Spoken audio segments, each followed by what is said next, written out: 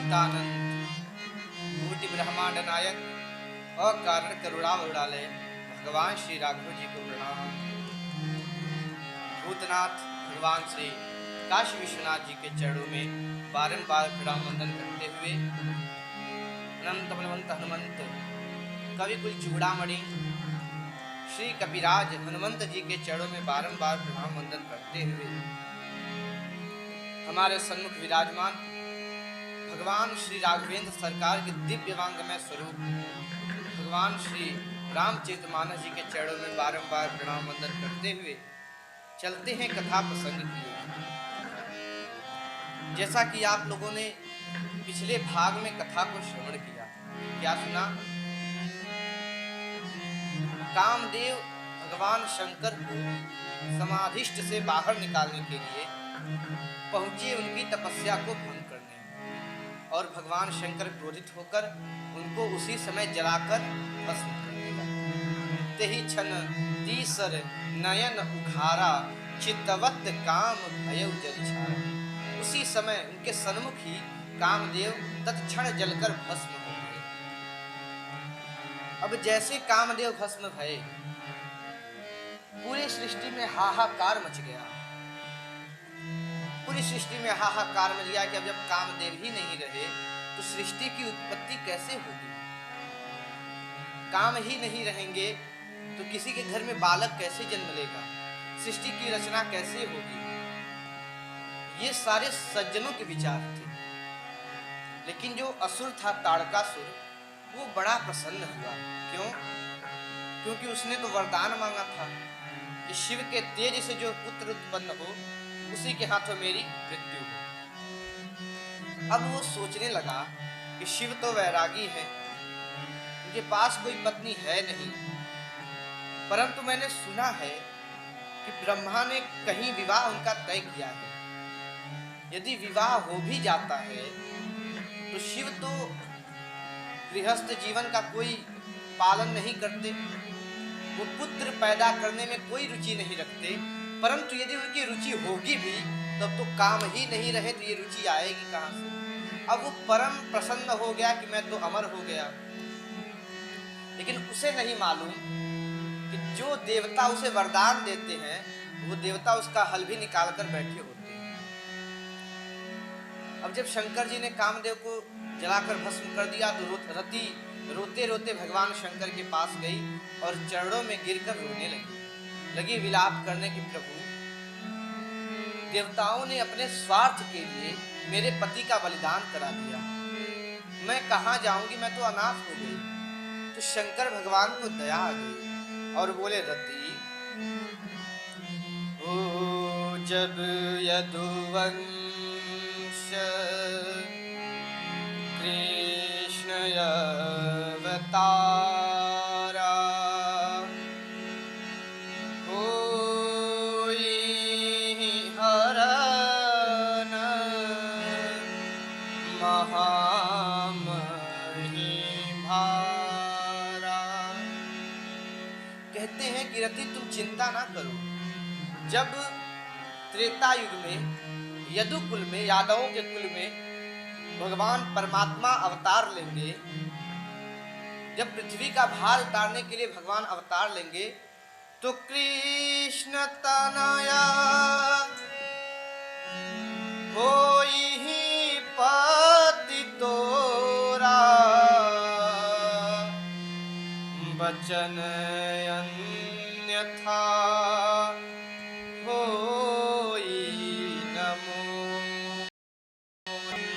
कहते हैं जब परमात्मा श्री कृष्ण अवतार लेंगे तो उनके पुत्र प्रद्युम्न आपको पति के रूप में प्राप्त होंगे। और हारती, जब तक भगवान अवतार नहीं लेते, उनके पुत्र नहीं होते, उसके पूर्व आपके पति सब में व्याप्त होंगे, आप सब में उनका दर्शन करिएगा। अब तेरति तव नाथ कर नाम अनंग बिनु बपु व्यापहि सब ही पुन मुनि सो निज मिलन प्रसंग।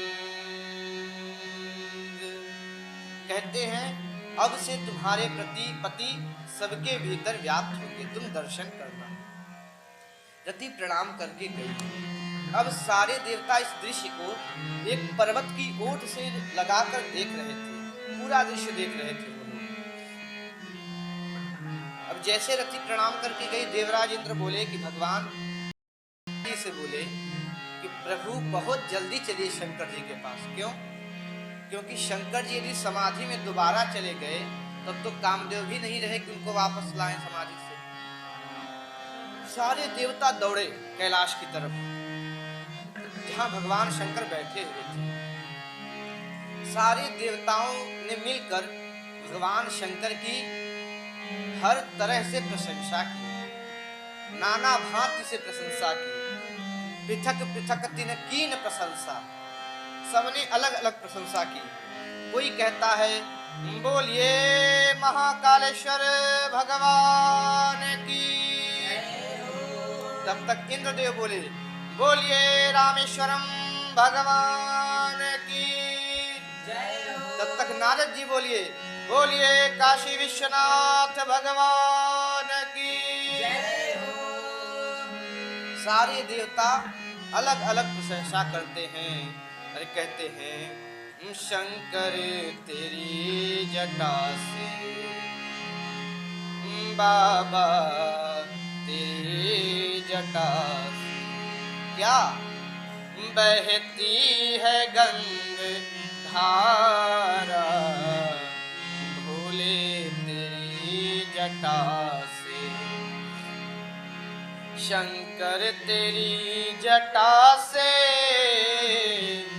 बहती है गंग धारा, काली घटा के अंदर,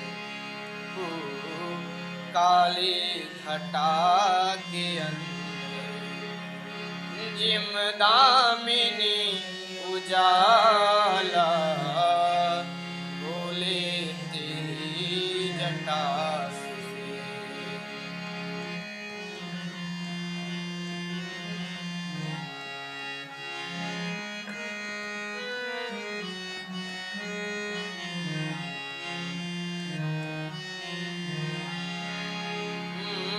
गले मुंड माल राजे, शशि भाल पर विराजे। गले मुंड माल राजे, शशि भाल पर विराजे। और डमरू निनाद बाजे, ओ डमरू निनाद बाजे। कर में त्रिशूल धारा, शंकर तेरी जटा से बहती है गंगाधारा, भोले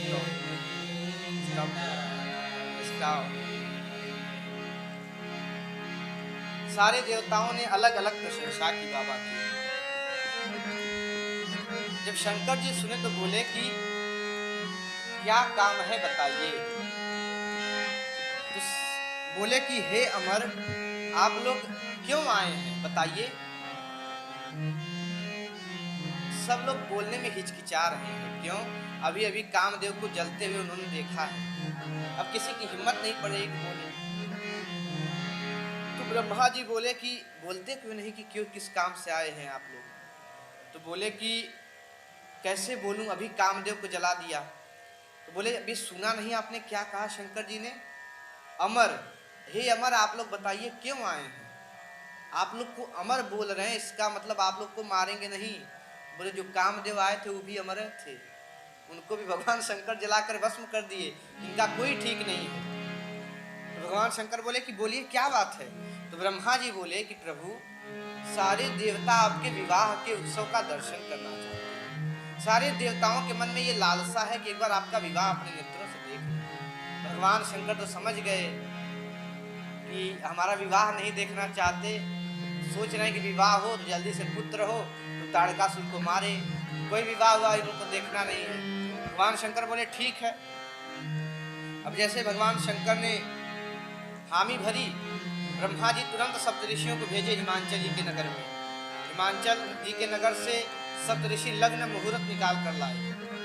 ब्रह्मा जी ने जोर जोर से बांझ कर उसको सुनाया देवताओं को। बोले इस तिथि को कार्ड छपा, कार्ड पर लिखा गया अमुक तिथि को अमुक स्थान से हमारी बारात निजी साधनों द्वारा साय 4 बजे कैलाश से हिमांचल के लिए प्रस्थान करेगी। सारे देवताओं को आमंत्रण मिला। अब धीरे धीरे करते कुछ दिन बीता और विवाह का दिन आ गया। विवाह का दिन आ गया, शाम के 3 बज रहे हैं। शाम के 3 बज रहे हैं। भगवान शंकर अपने 2 गणों के साथ कैलाश पर्वत पर विराजमान हैं। भगवान शंकर तो अति प्रसन्न हैं, लेकिन उनके गणों का चेहरा उतरा हुआ है। तो बोले कि आप लोग उदास क्यों हैं? तो बोले कि प्रभु आज आपका विवाह है, आज आपको दूल्हा बनना है और कोई देवता आए नहीं अभी तक। तो बोले क्यों? तो बोले आपको सजाने के लिए। तो बोले कि खुद पहले सज लें लोग तब तो हमको सजाएंगे। यहाँ देखिए गोस्वामी जी लिखते हैं कि विश्व की पहली और अंतिम शादी जहाँ दूल्हा अकेले बैठा है, लेकिन बारातियों के घर में संगीत का कार्यक्रम चल रहा है। हो लगे सवारन सकल सुर, वाहन विविध विमान, होई सगुन मंगल सुभद, करहि अपछरागा। सारे देवता अपने अपने वाहन को सजाने में व्यस्त है। इंद्रराज अपने ऐरावत हाथी को नहला रहे हैं। कुबेर अपने पुष्प विमान में झालर मोती लगा रहे हैं। यमराज अपने काले कलुटे भैंसे को रगड़ रगड़ कर नहला रहे हैं। सारे देवता अपने अपने विमान को सजाने में व्यस्त हैं। सारे देवताओं के यहाँ अप्सराएं नृत्य कर रही हैं और दूल्हा अकेले बैठा है। तो शंकर जी बोले कि देखो वो लोग तो अपने ही सजने में व्यस्त होंगे, ऐसा है कि आप ही लोग सजा दीजिए। अब जो सजा रहेगा कभी वो तो किसी को सजाएगा। जो खुद ही कभी पहले सजा ना हो उसको टेंडर मिल जाए किसी का श्रृंगार करने का, और टेंडर भी मिला तो सीधे दूल्हे का मिला। किसी बाराती का मिलता तो जैसे तैसे करके काम चला देते। अब बारात में सबकी दृष्टि दूल्हे के ही ऊपर होती है। अब दोनों गण घबरा गए एक बार को कि कैसे सजाया जाए। तो एक गण दिमाग लगाया, देखा कि भगवान शंकर की जटाएं बिखर गई हैं।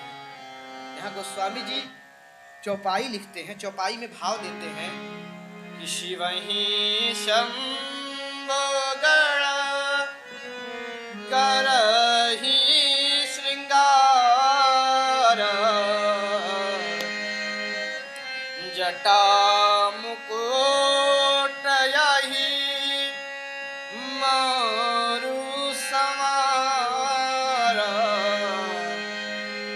कुंडल कंकन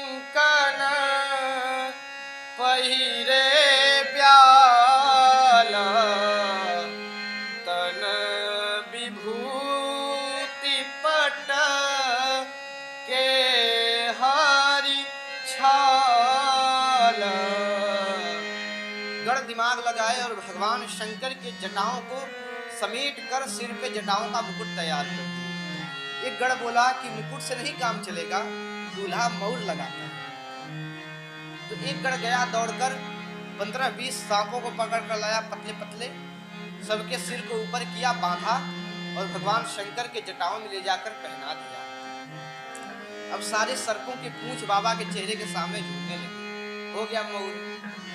दृष्टि गई कान पर, तो छोटे छोटे सुंदर सुंदर सांपों को पकड़कर कुंडल बनाया, सुंदर सुंदर सांपों का कंगन बनाया, छोटे छोटे सांपों का बाजूबंद बनाया। अब देखे कि दूल्हे का गला सूना लग रहा है, तो जाकर एक पतले लंबे सांप को पकड़ा, 25-30 खोपड़ी लिया स्मशान से, सबको उसमें पिरोया, बांधकर बाबा के गले में ले जाकर खोपड़ी की माला पहना दी। अब ध्यान पड़ा कि भगवान शंकर जनेऊ नहीं पहने, दूल्हा जनेऊ पहनता है। तो वासुकी महाराज जो भगवान शंकर के गले में रहते हैं, उन्हीं को यज्ञोपवीत बनाकर उनके वक्षस्थल पे लपेट दिए। जब भगवान शंकर अपना स्वरूप देखने के लिए खड़े भये, तब गणों का ध्यान गया कि बाबा कुछ पहने नहीं। तो बोले कि बाबा आज कुछ पहन लीजिए। तो बोले आदत तो नहीं है, क्या पहनाओगे का। तो गण बोले कि बाबा यहाँ तो रहते हैं हम लोग के बीच दिगंबर बनकर, कोई बात नहीं, दूल्हा बने हैं, दूसरे के नगर में जाना है, आज कुछ पहन लीजिए। आप जिस पर बैठते हैं आपकी आज्ञा हो तो उसी को पहना दे। बाबा बोले पहना दो। बागंबर उठाए गढ़, लपेटे कमर में और एक सांप से लपेट कर उसको बांध दिया। बागंबर पहन लिए बाबा। अब गोस्वामी जी लिखते हैं कि पूरे श्रृंगार में सिर्फ दो ही सुंदर हैं। क्या? शशि ललाट सुंदर सिर गंगा। दो ही सुंदर हैं। क्या? एक मस्तक पर चंद्रमा और एक सिर पे गंगा। यही दो श्रृंगार में सुंदर है। नयन तीन उपवीत भुजंगा, तीन नयन हैं उपवीत में, यज्ञोपवीत में सर्प लपेटे हैं सब। अब भगवान शंकर जब अपने स्वरूप को देखे तो बड़े आनंद में आए। कर त्रिशूल अरु डमरु विराजा, चले बसह चढ़ बाज बाज। भगवान शंकर डमरू बजाकर नंदी जी पर सवार हो गए। इतने में सारे देवता भी आ गए। और अद्भुत बात यह है कि देवताओं के साथ उनकी देवियां भी आई। माताओं लोग का एक सहज स्वभाव है दूल्हा देखने की, कि दूल्हा का ही किसी का भी दूल्हा। तो माताएं आई तो गणों से पूछी कि अरे कहाँ हैं? तो बोले कौन? तो बोले दूल्हे सरकार। जाइए उस पर्वत के पीछे बैठे हैं, जाके देख लीजिए। देवियां पहुंची। अब जैसे एक चट्टान के ओट से देखा दूल्हे सरकार की, आंखें फटी की फटी रह गई हो। आपस में देवियां खुसर खुसर करने लगी। क्या? अरे यही बर लायक दुल्हिन जग नाही। इस बर के लायक दुल्हिन है क्या जग में? कौन ऐसा पागल बाप है जो अपनी बेटी का विवाह इसके साथ कर रहा है? लेकिन भगवान शंकर उस पर ध्यान नहीं दिए। ये तो देवियां थी। जब देवता देखे ना दूल्हे सरकार को तो उनका चेहरा लटक गया। क्यों लटक गया? सोचने लगे कि इतने दिनों से जो मेकअप चल रहा था वो सब फीका पड़ गया। क्यों? देखिए क्या होता है कि बारात में सब लोग सज संवर कर जाते हैं, सब लोग हम ही को देखेंगे। लेकिन यदि उसी बारात में कोई फटा पुराना पहन के चला जाए तो सारे बारातियों की दृष्टि उसी पे गड़ जाती है। अब देवता सोचे कि हम लोग इतना सज रहे थे, इसको देखेंगे, और जब भगवान शंकर दूल्हा बन के ही ऐसे जाएंगे तो लोग इनको देखेंगे कि हमको देखेंगे। सब किए कराए पे पानी गिर गया। सारे देवताओं का चेहरा लटक गया। विष्णु भगवान दिमाग लड़ाए, बोले सारे देवताओं को बुलाकर कि देखो ऐसा है कि दूल्हे के अनुरूप बारात नहीं है। तो ब्रह्मा जी बोले क्या किया जाए? तो बोले एक काम करिए, अपने अपने जमात को लेकर आगे बढ़िए। तो ब्रह्मा जी बोले दूल्हा? तो बोले दूल्हा को पीछे छोड़िए। क्यों? इसके साथ जाएंगे ना तो कोई पानी भी नहीं पूछेगा। आगे चले जाएंगे तो पानी नहीं मिल जाएगा पीने के लिए। इनके साथ जाएंगे तो कोई पानी भी नहीं पूछेगा। लेकिन भगवान तो शंकर जानते हैं कि भगवान श्री हरि मेरी कितनी सहायता कर रहे हैं। क्यों? वो जान रहे हैं कि जब तक ये देवता जाएंगे नहीं तब तक मेरी अपनी जमात आएगी नहीं। कौन जमात? तो भूत प्रेतों की जमात। अब जैसे सारे देवता अपने अपने समाज को लेकर आगे बढ़े तो दोनों गढ़ बोले भगवान शंकर के कि बाबा सारे देवता तो जा रहे हैं। तो बोले कि जाने दो, अपनी जमात को बुला। अब जैसे भगवान शंकर ने आदेश दिया, भृंगी ने निकाला तो हिया कैलाश पर्वत पर फूंका, हर हर महा